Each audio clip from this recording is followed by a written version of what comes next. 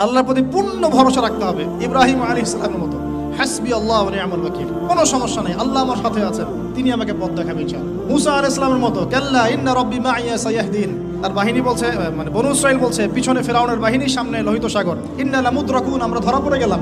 মুসা আলাইহিস সালাম বলেন কাল্লা, কখনো নয়। ওই রকম সিচুয়েশনে তিনি বলছেন কাল্লা, কখনো নয়, ইন্না রাব্বি মাইয়া সায়াহদিন, আমার রব আমার সাথে আছেন, তিনি আমাকে পথ দেখাবেন ইনশাআল্লাহ। সেম কথা বলেছেন আমাদের প্রিয় নবী হযরত মুহাম্মদ সাল্লাল্লাহু আলাইহি ওয়াসাল্লাম গারে সাওরে।